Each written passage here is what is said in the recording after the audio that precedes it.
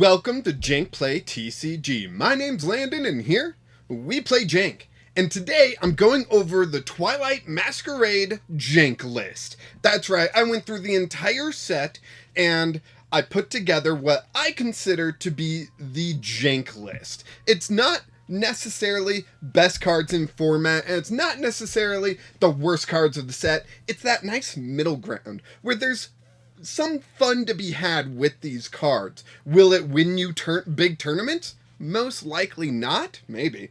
But they're fun cards, so let's go ahead and get this started. And I feel like I do have to start off with what is possibly the best Jank deck to come out of Twilight Masquerade. And that's Festival Lead, right? So Festival Lead is an ability that 3 different Pokemon share. Diplin, Goldeen, Swirlix, as you can see, and it all reads the same. That ability is the same on these 3 Pokemon. If Festival Grounds is in play, this Pokemon can use an attack it has twice.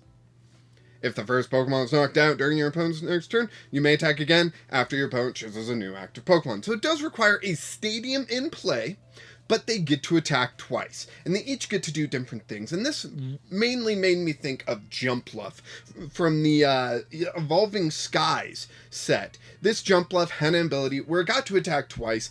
The big difference is Diplin, Goldeen, and Swirlix are not able to use TM moves twice, right? This is an attack it has, not it can use, right?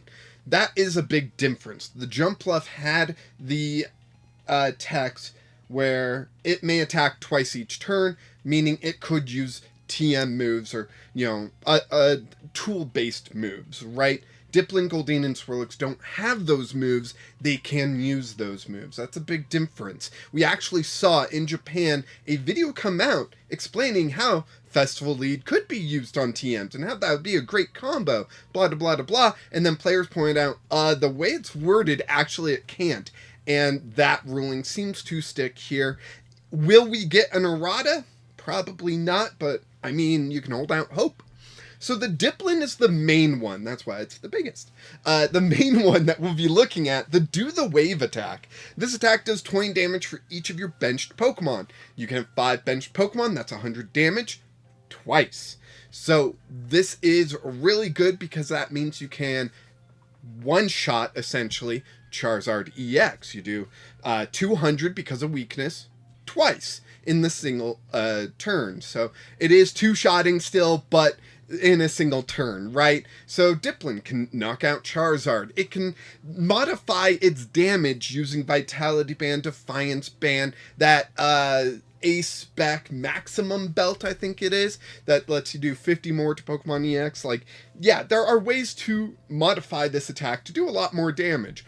But the most common way that I've seen it played in the Discord is with the Legacy Energy. So that is one where it can count as any type, and when your opponent knocks out this Pokemon, Legacy Energy says that they take 1 less prize, forcing your opponent to take 7 prizes, essentially, in a game. So, yeah, Diplin seems fun. The Goldeen and Swirlix do have a slight advantage that they are basic Pokemon. Their attacks aren't really that great, but them being basic are important for a key aspect of this deck, and that's Thwackey. Thwackey has the Boom Boom Groove ability. Once during your turn, if your active Pokemon has the Festival Lead ability, you may search your deck for a card, put it into your hand, then shuffle your deck. That's Pidgeot.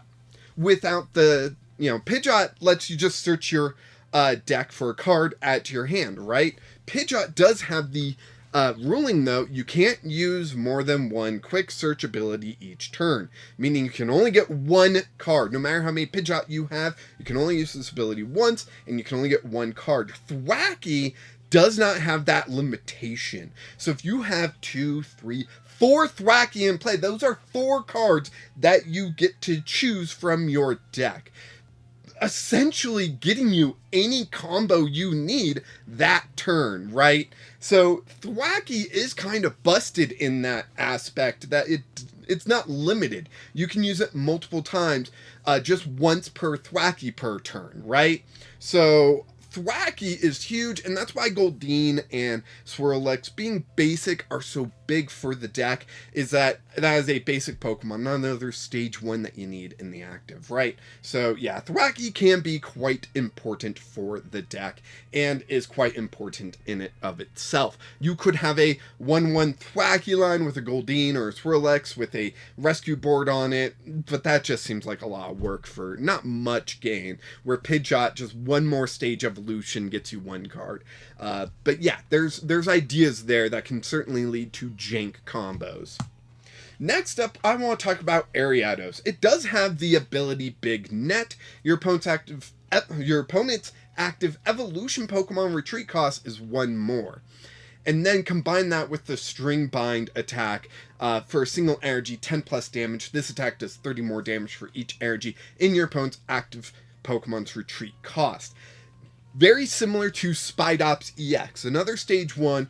It had the ability that just your opponent's active Pokemon's retreat cost is 1 more, where Ariados is sadly your evolution, your opponent's active Pokemon's evolution Pokemon are 1 more. So if your opponent is playing basic Pokemon, Ariados is not adding any extra effect there, where Spidops you still get it. And then the String Bind, very similar to Wire Hang. Wire Hang is just a stronger version, right? 90 plus 30, where String Bind is 10 plus 30. It's fun. It's interesting. I don't think it's ever going to be a primary attacker, but there are certainly circumstances where Ariados is going to be decent, especially with all these dark types running around that are weak to grass, like Charizard, right? I was also thinking Roaring Moon, but that's basic, so the retreat cost doesn't get added. But there's ways to mess with it, right? There's ways. You could partner it up with Spidops however you want to do this. Ariados could be a fun deck moving forward, or at least a fun card. Next up, we have Pinsir. I've actually already constructed a deck for Pinsir, and it is pretty fun. I just need to redeem my code cards so that I can actually build the deck. I've played against AI, and it's quite fun. And it's Slow Crunch attack. Discard all energy from this Pokemon. At the end of your opponent's turn, the defending Pokemon will be knocked out.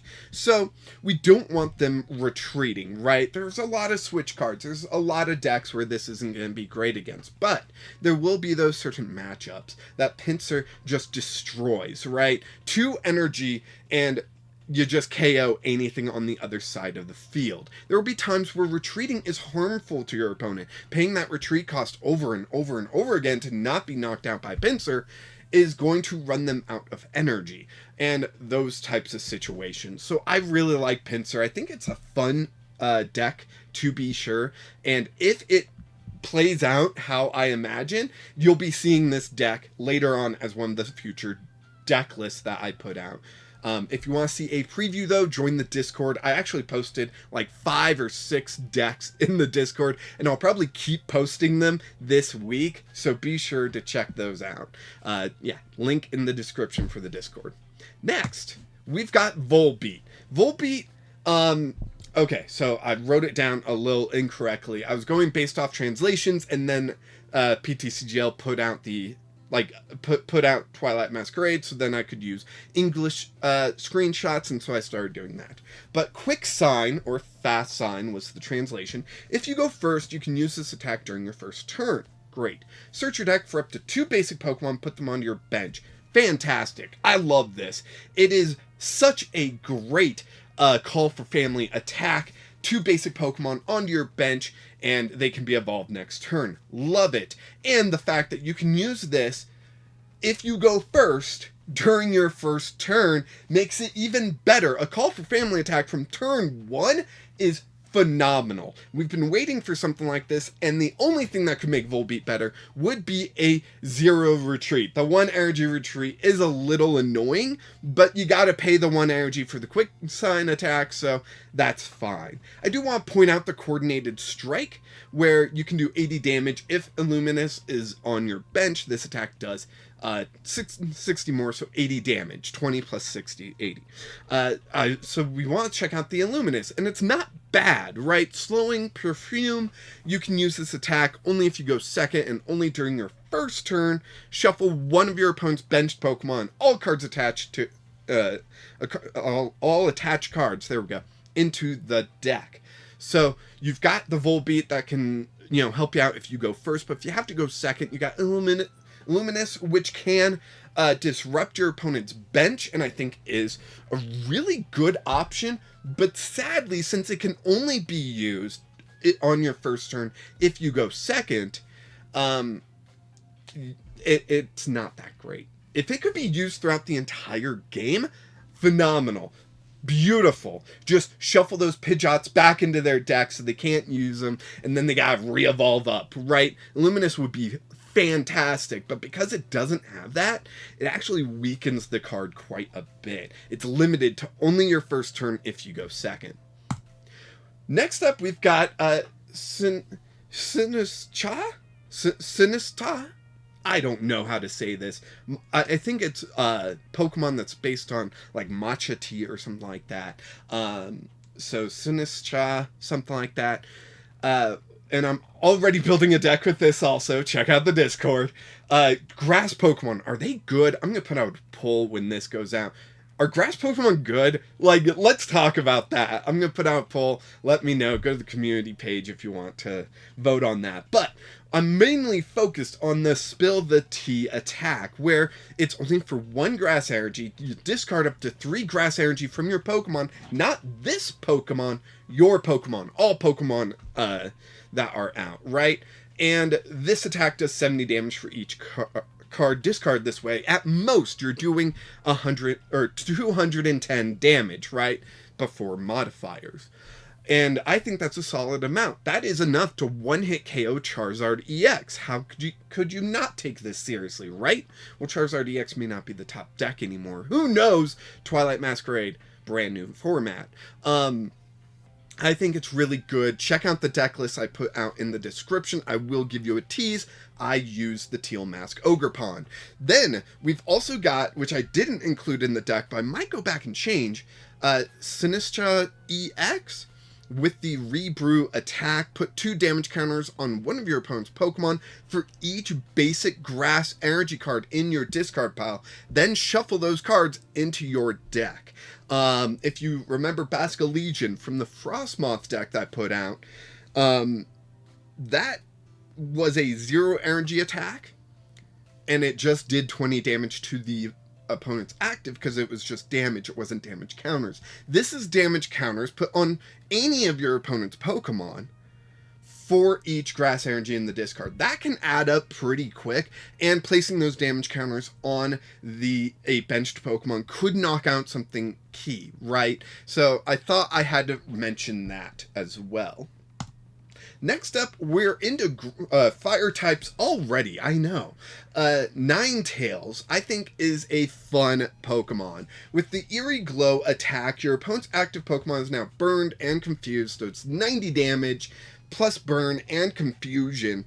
And then if we check out the Pyroar from Lost Origins, the Scorching Aura, pretty sure it's Lost Origins. During Pokemon checkup, put 4 damage counters on your opponent's burned Pokemon instead of 2. So with Pyroar out, Ninetales is getting 130 damage done turn 1 if they flip tail, or if they flip heads on burn. If they flip tails, they stay burned, then that's going to be another 40, and you're looking at 170, right? And if they flip tails on confusion, now that's 2 tails in a row. How likely, right? But that is another 30 damage, and we're at 170, so 200 damage from Ninetales in a single turn with Pyroar on the bench. I think that is worthy of Jankness. I think that is worthy of something that to look out for, right?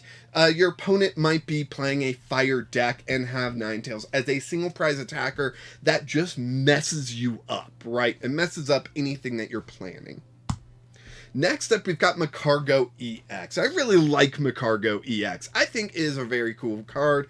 With the Ground Burn attack, discard the top card of each player's deck. This attack does 140 more damage for each energy card discarded this way. And if you combo that with Team Star Grunt, you're looking at almost a guaranteed of 280 damage, which is a lot. That could knock out an opposing Macargo EX. But I hear you asking, that doesn't knock out these stage 2 big HP Pokemon that we're seeing that have 300 plus. Correct. If you can get a energy on top of your deck as well, then you'll be doing, I didn't do the math beforehand, 420, there we go, 420 damage. That's 280 plus another 140, that'd be 380 plus 40, that'd be 420. That's how I got that number, which can knock out quite a few things, including a Dragapult EX with a Hero's Cape on it, which is phenomenal. How do you do that, you might ask? Well, I would say one turn, you're going to want to, you gotta get 3 energy on your Macargo, right? But one turn, you're going to want to Cypher Maniacs, Code Breaking, a Team Star Grunt on top of your deck, and a Fire Energy right below there, or any type, but a Fire Energy right below that. And then your next turn, you'll draw into the Team Star Grunt. Hey, that's pretty useful. Play that down, put that energy on top of their deck, then attack with Ground Burn, knock out that Dragapult with a Hero's Cape, and keep going. You know, you also got Hot Magma to kind of rely on. 70 damage plus burn. Not bad for a little bit extra damage if necessary. Darmanitan. Now, I did not see this at all during pre-release, and I'm very sad because I only found out about looking at the set list. The Inferno Onrush attack is fascinating. 3 energy is a lot, but doing 210 damage is phenomenal, right? 210 is that magic number where a lot of basic EXs are getting knocked out. Not all of them, sadly. Vitality Band will put you up to 220, and that will get plenty more knockouts. So Darmanitan is definitely something to look out for, I think.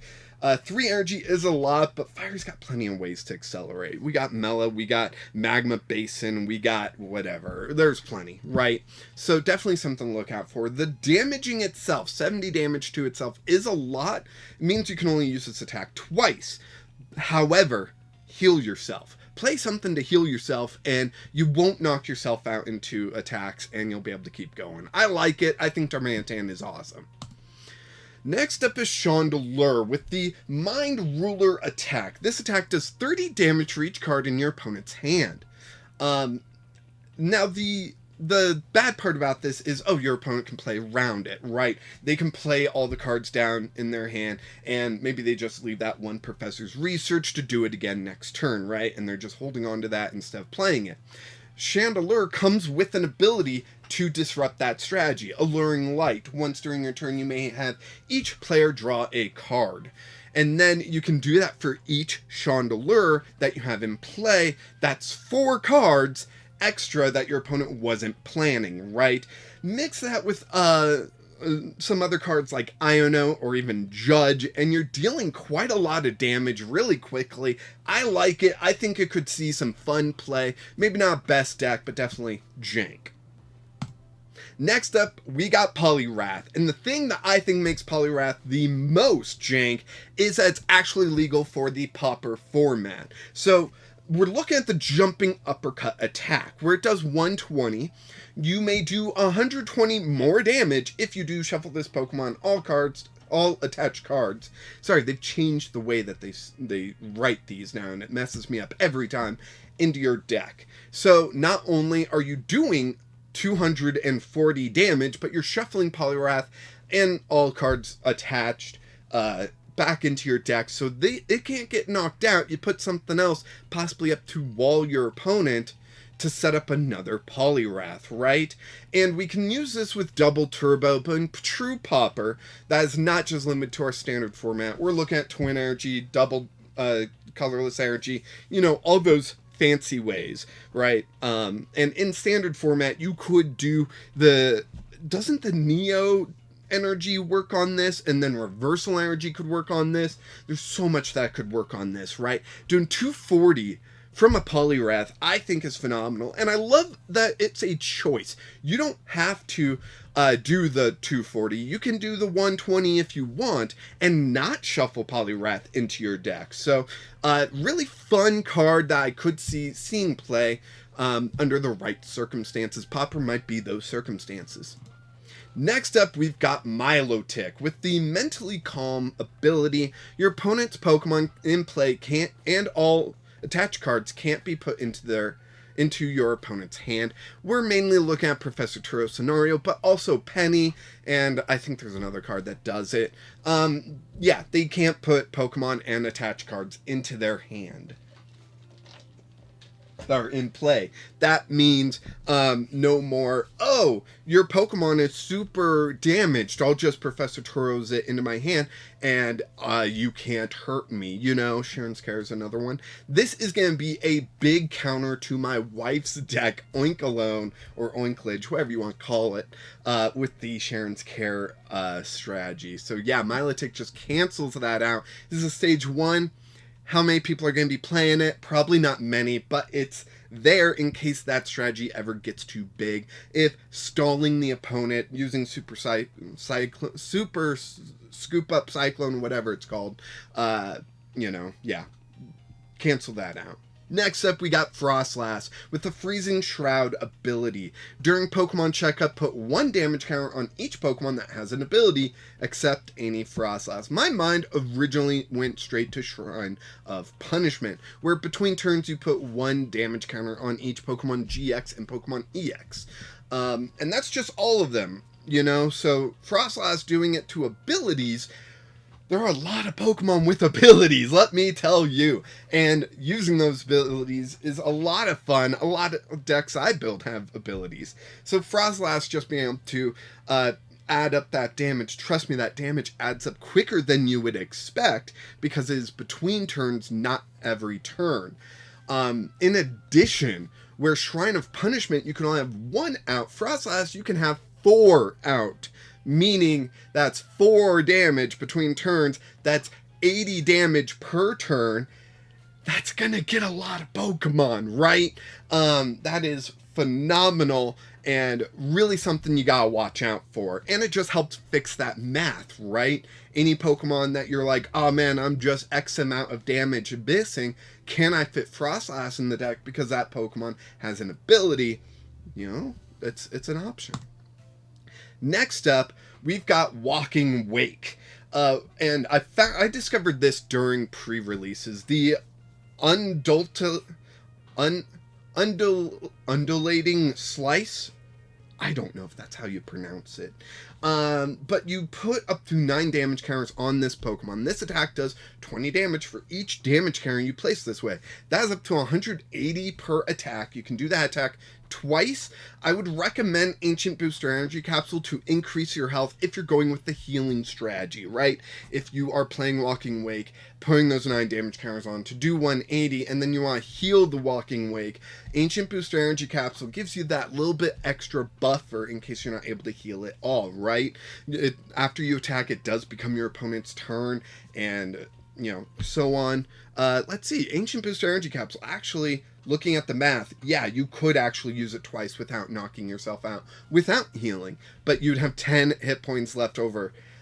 You can put more damage counters on Walking Wake than it has HP remaining, right? That's a key observation with this. So 3 times you get to attack at 180, and you KO yourself, but you get 3 attacks. That can be quite important. So I think Walking Wake is a fun one. You could throw it in with a proven deck like Chimpao, where you've got the for Alligator, Frigibax, Final Form, Baxcalibur. There we go. The Baxcalibur to accelerate the energy so you can get Walking Wake up going in 1 turn, and then you're doing 180. You know, there's ways to go about this, right? That can be your Mimikyu counter sort of thing. Next up, we got Morpeko. I'm surprised I have not seen as many people talk about Morpeko. I think this card is phenomenal, deserves to be in so many decks, and not just because I really like Morpeko. It's because of the Snack Seek ability. Once during your turn, you may look at the top card of your deck. You may discard that card. Doesn't sound great, but when you think of it, and I should have put these as examples, but Gutsy Pickaxe came to my mind, right? How many times do you Gutsy Pickaxe hoping there's an energy there, needing an energy there to just to get the KO, right? You need to accelerate that one extra energy. Gutsy Pickaxe is the way to do it. And you just gotta pray that the energy's there. Morpeko will let you take a sneak peek at the top of your deck. If it is an energy, leave it. If it's not an energy, discard it, because that Gutsy Pickaxe wasn't getting you an energy anyways, right? So, yeah, let's move on to the next card and see if that can help. But also, just in general, you know, there might be cards in your deck that you don't need, and you can just look at the top card. Is that gonna be the best top deck next turn? No. Discard it. You know, maybe you're playing a ancient deck and you want Professor Sada scenario to, or not scenario, is it scenario? It might be, I don't know. And to get energy out, but there's no energy in the discard currently. Look at the top deck, it's an energy, discard that, Professor Sada all the way. Yeah, I think Morpeko is awesome, and I think people aren't taking it seriously when it needs to. Also, Pauper legal. Clefable has a fun attack. It is Metronome. You choose one of your opponent's active Pokemon's attacks and use it as this attack. It's just fun. That's all. That's all it needs to be, right? It reminds me of Mime Jr., except it doesn't give your opponent the choice, meaning it's better than Mime Jr., which, I mean, it better be. It's a stage 1 and costs energy, rather than a baby, basic, you know, 30 HP, 0 energy attack. But yeah, I like it. It's going to be something fun to play around with. Include that with the Clefairies, where you get to accelerate a bunch of energy, and possibly another Clefable, and you've just got a fun deck, right? Highly recommend trying that out. Next, we got Pheasantipity. Anyone that's been to a pre-release knows how big Pheasantipity is. So first off, we've got the Pheromone ability. If this Pokemon has any dark energy attached to it and is damaged by an attack, flip a coin if heads prevent that damage. It's Ambipom, right? Ambipom from Pokemon Go, I believe, has that ability, although it doesn't need a particular energy attached. I recommend using Luminous Energy. It can be the psychic energy in the attack, as well as the darkness energy for the ability. Luminous Energy is a great one to partner up here. I'm getting hungry. I need to eat lunch soon. Wow, it's that time. Yeah, I do. And so, yeah, just throw... The Energy Feather attack is also worth noting. This attack does 30 damage for each energy attached to this Pokemon. Baxcalibur, all the way. You just accelerate all this energy onto Pheasantipity. You can hit for as much as you can draw, basically. Pheasantipity could be huge and could see play in as one ofs, as multiple ofs, however you want to play Pheasantipity. I think it's great. And out of the 3 Pokemon, I don't know what they're called, but Pheasantipity, Okidogi, and the monkey one, I don't know.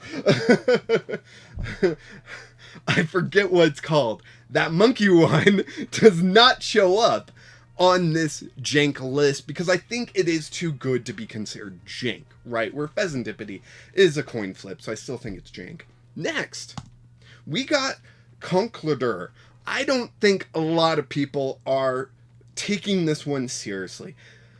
Its Gutsy Swing attack sure costs 4 energy to do 250. Or, if this Pokemon is affected by a special condition, ignore all energy in this attack's cost. That is 0 energy, 250 damage to poison yourself using Brute Bonnet with an Ancient Booster Energy Capsule attached on the bench. Yes, I think this is phenomenal. Also, Conkeldurr is uncommon, so Popper legal. I think this is going to be a fun deck, whether you go standard with the Brute Bonnet or with Popper, you go another strategy. Not 100% sure what you'd use yet. I think Gutsy Swing is an amazing attack and needs to be taken seriously. Next up, we got Ting Lu, a new Ting Lu in this set, and the first attack is really what I want to focus on, the Ground Crasher attack. If a stadium is in play, this attack also does 30 damage to each of your opponent's benched Pokemon and discard that stadium. So not only are you going to be able to discard your opponent's stadium for a single energy, but you're doing 30 to all their Pokemon. Sure, Manaphy blocks it. How much longer is Manaphy in the format?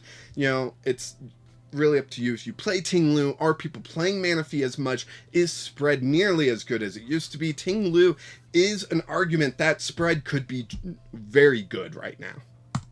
Next up, we do got Okidogi. Like I said, it was only the monkey one that didn't show up. With the Adrena Power ability, if this Pokemon has any darkness energy attached, it gets plus 100 HP, and the attack it uses does 100 more damage to your opponent's active Pokemon. As I mentioned before, Luminous Energy will pay for 1 Fighting Energy and the Darkness Energy for that ability. I didn't think it would, but the pre-release came with a card that specifically said it does work that way. So, yeah, I guess it does. So that is 170 damage from a 230 HP Pokemon. That is a single prize, right? Legacy Energy could be used here instead of Luminous, where now it's a 0 prize Pokemon with 230 HP. Also, Hero's Cape, not in addition to, but as another option, could put Okidogi up to 330, just like Charizard EX has, but you're still a single prize Pokemon. I think Okidogi is fantastic. I'm building a deck with it. Check out in the Discord if you want to take a look. Next up, we got Mightyena, right? Single energy hunting pack attack. You can do 120 damage if you have a Mightyena on the bench. Otherwise, it's just 30, which I think is really cool.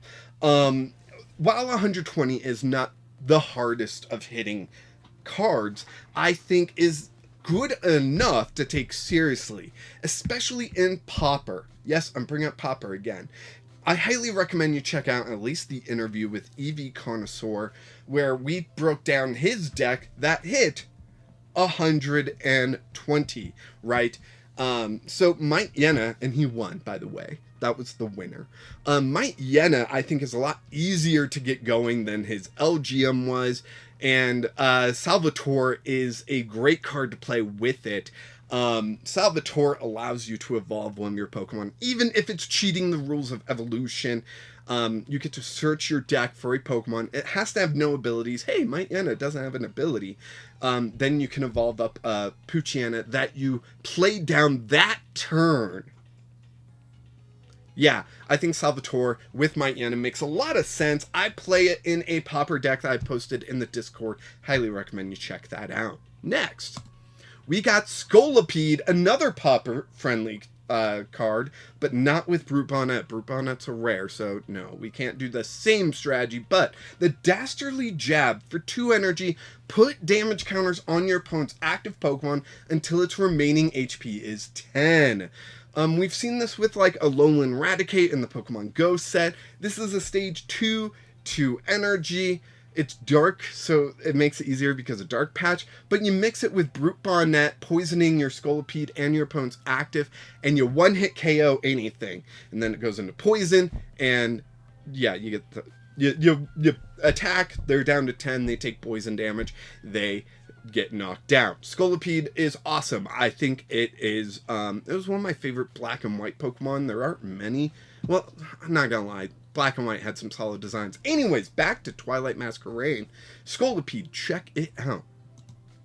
Heatran is another deck that I've created. Check out the Discord. Man, so many cards in here I've already been using before this list came out. How crazy. So we are talking about Heatran with the Steel Burst ability. You need 3 energy on there, but you can discard all metal energy from this Pokemon. This attack does 50 damage for each card you discard this way. So I recommend, and what I did, is use Metang, right? Metang to accelerate all this energy. You're doing at least 150 then. I didn't play any double turbo. You're doing 150 at least, but you can stack on more to get bigger and bigger KOs, right? Doing 200 is not exactly difficult, and the more Metang you set up, the more likely you are to get these knockouts. Then you just need to move the energy from your discard back into your deck so Metangs can get it. Super Rod's a great choice. Is there another one? I don't remember. If I had one in the deck, you gotta check out the Discord. Reverum, I think, is just ridiculously fun. First off, it's actually got a decent attack, Rally Back, which I didn't type up here because it's kind of whatever. You do 120 if you last turn had a Pokemon knocked down. Fine, whatever. It's metal. I don't know if that's hitting any relevant weakness. Chimpow, I guess, but yeah. For single energy. Colorless, also. But for 3 energy, Running Charge. Flip a coin until you get tails. This attack does 100 damage for each heads. 4 heads, and you're knocking out any Pokemon. 3 heads, and you're knocking out the vast majority of Pokemon. 2 heads, I'm still laughing. And 1 heads, I'm going, not bad. Oh, man. Fantastic. Love it. Next, we've got Dracloak. There we go. Dracloak. Now, this is seeing a lot of play because the Dragapult EX is seeing a lot of play, right? But I want to point out this Recon Directive ability. Once during your turn, you may look at the top 2 cards of your deck, put one of them into your hand, put the other on the bottom of your deck. In Tricky Jim's Dragapult versus Blissey video, they mention how it's similar to Kirlia. While I don't necessarily agree with that as much, I see how it is similar, and in Popper, we desperately need more engines, and if you aren't wanting to discard a lot of cards with Kirlia, Dracloak could be your other option. So I just want to point that out. Dracloak exists, it's a thing, and it's Popper legal. 90 HP means also level ball. Nice. Tatsuguri. Now, I'm sure plenty of people are talking about Tatsuguri, but I really wanted to talk about as well. Tatsuguri is just Pokegear 3.0 as an ability instead of as an item card, and you look at one less card, right? Attract customers once during your turn. If this Pokemon is in the active spot, you may look at the top 6 cards of your deck, reveal the support card you find there, and put it into your hand, shuffle the other cards back into your deck. Then you just throw in a rescue board onto Tatsuguri, and as your default, I'll move up Tatsuguri after a Pokemon's knocked out. Alright, I'll attract customers, look for a supporter, and then retreat into my attacker and attack. I have it in a deck in my Discord. I highly recommend it. It is super awesome and Popper friendly. Next up, and the last Pokemon we have on this list is Blood Moon Ursaluna EX. Seasoned skill ability. Blood Moon, used by this Pokemon, costs 1 less for each prize card your opponent has taken.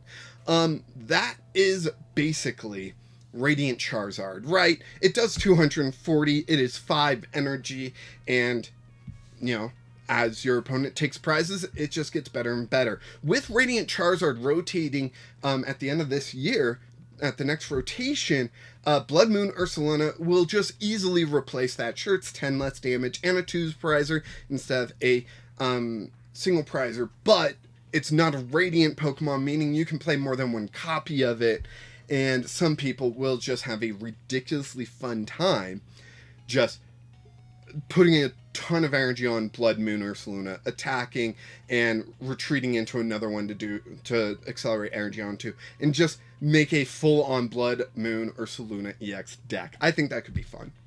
Next, we're on to trainers. I think Bug Catching Set needs to be respected, and part of the reason why I think grass Pokemon are getting good, which is awesome. I love grass Pokemon.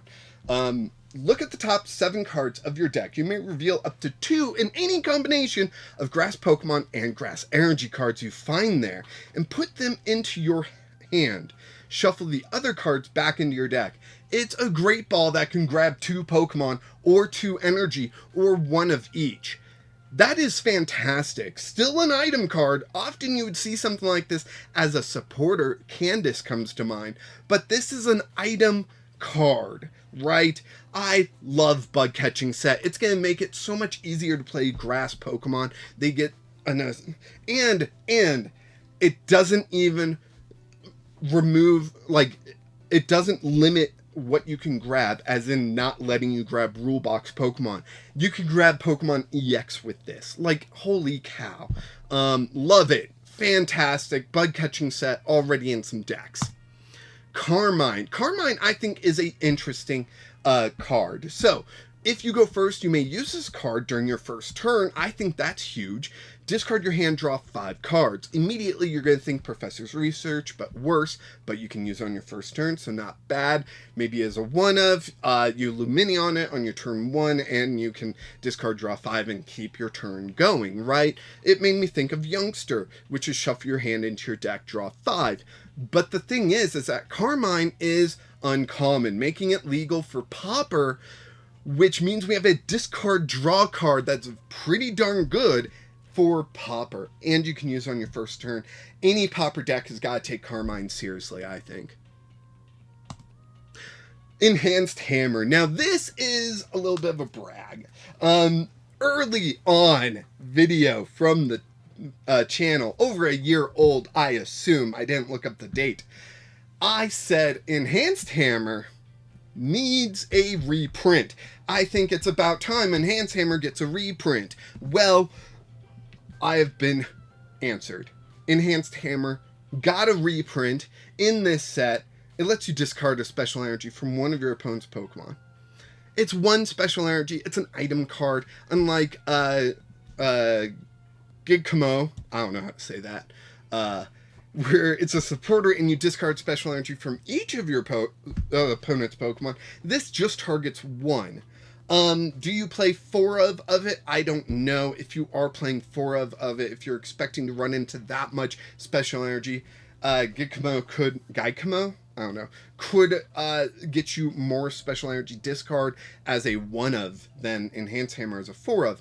But if you're just wanting to take care of certain edge cases like Legacy Energy, Neo Special Energy, Reversal Energy, Lumineon,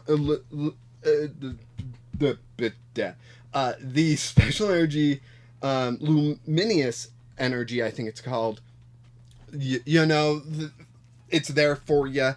Throw it in, use it. Let me know if you thought it was about time Enhanced Hammer got a reprint like I did. Handheld Fan, I think, is a fun card. When you are attacked, you get to move an energy from your opponent's active to one they're benched. Fantastic, right? You can disrupt so many strategies that way. Just put on a useless Pokemon like Bibarel or something like that so that they have to attach more energy than they're planning. And it's just one of those things I think can frustrate people enough or disrupt people enough to get you the win, right? Obviously, it's not like best tool card ever, but it is something that if you're not running a tool and you want to play Arven for that item search, maybe throw in Handheld Fan as a 1 or 2 of. You move that energy onto a Pokemon that's never going to attack or retreat, and what are they going to do? That is 1 to 2 less energy they have to use as resources, right? So yeah, Handheld Fan just looks like a lot of fun. Jamming Tower. Speaking of annoying tools, Jamming Tower turns off all tools. Pokemon tools attached to each Pokemon you have, or each Pokemon, period, have no effect. So, it turns off all tools, is a stadium, so your opponent can just play a different stadium, and then their tools are back on. But I still think it's something that you gotta take seriously, right? Man, I really gotta eat something. I'm getting all shaky. Maybe it's all the caffeine. No, it can't be the caffeine. Anyways, Jamming Tower. I think it's got to be respected, and you might want to play it. Alright, so Kieran, I think that's how you say it, is an interesting card. and I think it's a decent card. Is it a good card? I don't know. I'm really disappointed that it's limiting. Let me go ahead and read it. So you choose one of these effects. Either you get to switch your active Pokemon from your bench to a switch card. Not great, but whatever. But the other effect, during your turn, attacks used by your Pokemon do 30 more damage to your opponent's active Pokemon EX and Pokemon V. Why does it only affect Pokemon EX and V? It is your supporter for turn. If you're playing against a single prize deck, this just becomes a switch as a supporter, which is just bad. So it's not good in Pauper. And I would question it on being good in Standard. Maybe as a one-of. It makes me think of Grant, but Grant was only for fighting Pokemon, but it also worked against single prizers, and Grant had an effect that you could return it to your hand from the discard pile. So Grant is just way better limited to fighting Pokemon. Kieran is okay at best. It's Choice Belt, but not a tool. A supporter. Sure, it works on EXs and Choice Belt doesn't. And you could combo Choice Belt with Kieran to get 60 plus against V Pokemon. I don't know. I think it's going to see play. I think it's going to see a little bit of play. It's going to be an edge case for someone to win a big tournament, right? So that's why it's on the list. Lana's Aid. Put up to 3 in any combination of Pokemon that don't have a rule box and basic energy cards from your discard pile into your hand. Now, I don't like that it's limiting the fact of not rule box Pokemon, right? We had Clara for a while, sadly rotated out before this year, or at the beginning of this year, whatever. And that let you grab 2 Pokemon, 2 energy. Lana's Aid gets you 3, but in any combination. So it could be 3 Pokemon, could be 3 energy, it could be 2 of one and 1 of the other. It could just, you know, whatever. Just that limit of rule box Pokemon limits Lana's Aid so drastically. Yeah, that's all I have to say. It limits Lana's Aid so drastically. So, ace specs. I didn't want to go over every ace spec, because every ace spec is good in some way. I would say Scoop Up Cyclone and Unfair Stamp are the best. Scoop Up Cyclone, anything that wants to pick up Pokemon, or has high HP and most likely not being one-hit KO'd. Scoop Up Cyclone, right?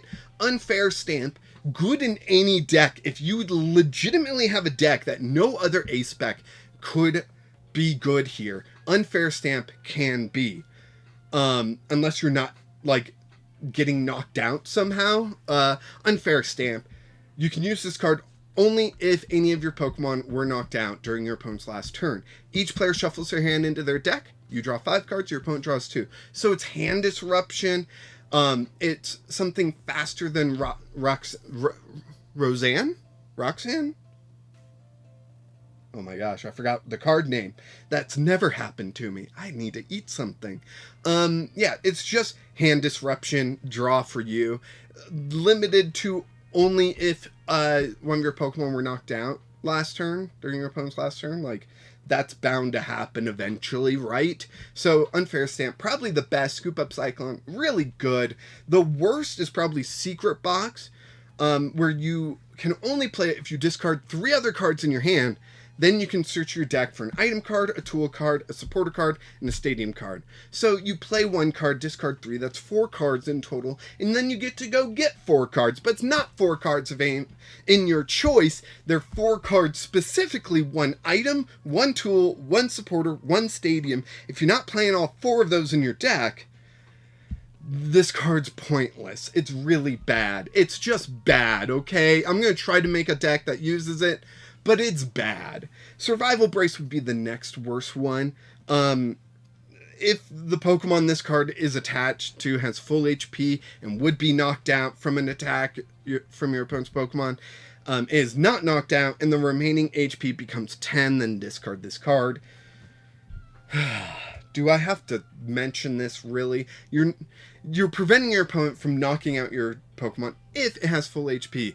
But there's so many things that are putting damage counters out there before an attack. Lucha comes to mind. Frostlass comes to mind. It just turns off Survival Brace. So yeah, Survival Brace not good. I would say the jank ones, the ones that you're going to want to keep an eye out for, are Hyper Aroma. That lets you search up to 3 Stage 1 Pokemon, reveal them, put them in your hand, then shuffle your deck. Searching up to 3 Stage 1s is phenomenal. Stage 1 Pokemon are often the ones that I find the most fun, and Hyper Aroma just helps them. And then Legacy Energy, I've mentioned it so many times, I'll mention it again though. I do want to point out, this effect of Legacy Energy can't be applied more than once per game. Even if you're able to recover Legacy Energy, you can't just prevent your opponent from taking prize card after prize card. It's only once per game. So yeah. But it's a rainbow energy, it's a luminous energy, it's a rainbow energy without taking 10 damage. Yeah. Thank you so much for watching. I am actually on vacation when this comes out. This means my deck list videos will be delayed, and I do apologize. If everything works out, I will be doing daily pack opening shorts, though, so be sure to check those out. Of Twilight Masquerade, I'm going to buy some, record them at my mom's house. That's where we're going for vacation, and just do quick openings of those and record them as shorts, and I hope you enjoy them. Also, hopefully, I will have another ETB opening at the end of the week because my game store shipment was delayed, but I might be able to get one just before I have to go to the airport. So maybe I can do another opening. We'll have to see. But thank you so much for watching. I really appreciate everyone that does. Hopefully this also inspired you to create jank decks, share them with us in the Discord, and even submit your own jank deck to be played here on the channel. I have a few jank decks I still need to play that were fan submitted before Twilight Masquerade. I bet I'm going to have a lot more when I get back from vacation. Thank you everyone for watching. What's that text at the bottom? Wait, there's more! August 2nd! The next set is coming out, and we know what it's called. It is Shrouded Fable, and it's focused around those 3 Pokemon. Monkey Dory, there we go. That is what it was called. Holy cow. Sorry. The Doggy Dory, Monkey Dory, and, no, not Doggy Dory, Okidogi, Monkey Dory, and Pheasant Dippity. And another Pokemon, I haven't played the DLC, I don't know what that Pokemon is. I guess I need to play the DLC on my vacation to find out. But this set is coming out August 2nd. There will be 3 Ace-Specs in it, 5 Pokemon EX and 1 Terra Pokemon, so 6 Pokemon EX is not bad. We get 15 Illustration Rare Pokemon, 10 Ultra Rare Pokemon EX, Terra Pokemon EX and supporter cards, so 10 Ultra Rares, 5 Special Illustration Rare Pokemon and supporter cards, and 5 Hyper Rare Gold Etched cards. Whew! And these are some of the products that you'll be able to get Shrouded Fable in. It is a special set, not a standard set, so you won't be able to just buy a single booster pack of it. Booster bundles will probably be the cheapest things to buy. Easiest, cheapest things to buy if you just want packs. There will be a Greninja EX set that comes with Greninja EX. It does look like the one that came in the EX deck, so nothing too crazy, but is a special art. There's a Kingdra EX, which we have not seen, hence the backwards cards over here. So that's going to be fun. There's a special illustration of Kingabit. It's not an EX, it's the one with the 1 attack where if they have 4 damage counters on them, you just knock them out, right? So there are all those Pokemon. The new set coming. Get excited. I want to buy one of each of these products. We'll see what we can do though, financially speaking. Anyways, thank you so much for watching. Again, check out the Discord, do the YouTube things, like, subscribe, comment, whatever. Share it if you can. That would be great and really help me out. And of course, until next time, keep playing jank.